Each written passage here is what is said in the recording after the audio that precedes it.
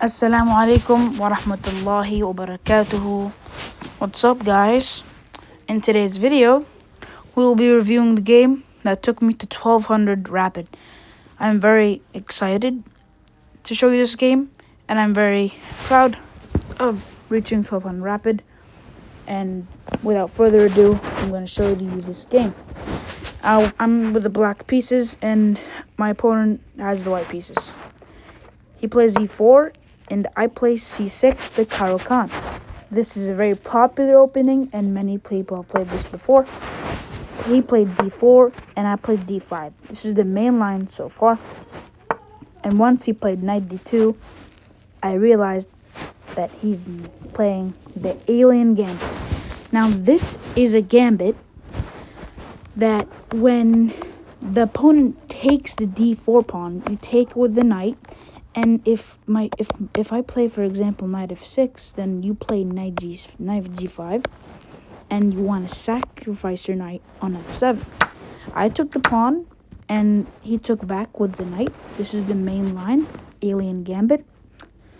And then I played bishop to f5, and he played knight g5, just like I said, ready to sacrifice his knight on f7 or e6. Both work and both are very deadly.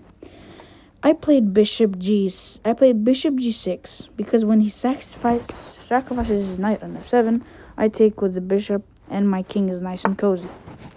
He played knight f3, and the idea of this move is to play knight e5, which is very brutal and lethal.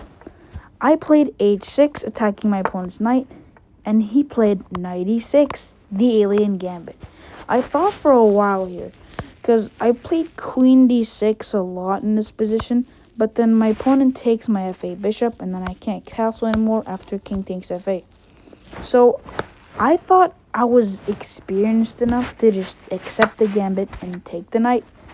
Pawn takes e6. My opponent developed his bishop, and I knew that if I took the bishop, queen takes d3, and there's massive problems on the g6 square, and there's no stopping queen g6 check on the next move, which causes a lot of problems for me. So I said no, thanks, and I went back to f7.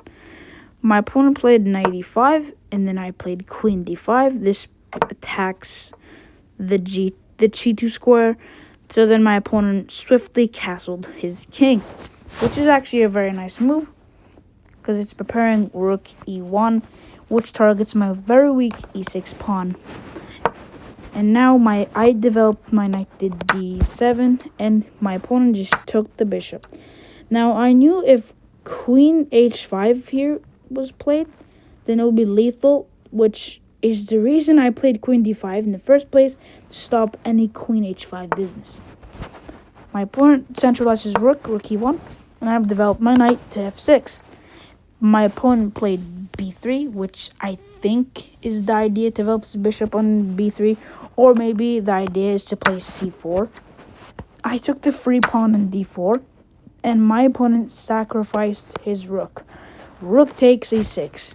Now, his idea, he might have been calculating king takes e6 and bishop f5 check, and if I take the bishop I lose my queen, but I'm not that gullible, so when I take the rook and he plays bishop f5 check, I just go king e5 and defend my queen, and he's just down a full rook. He's currently down a full knight, by the way, if you didn't know, and that's actually very bad. He's still playing, because at this level, you never know. People could just blunder all the time, and you should just never resign. I took the rook after some calculations, and then my opponent played bishop to d5 check.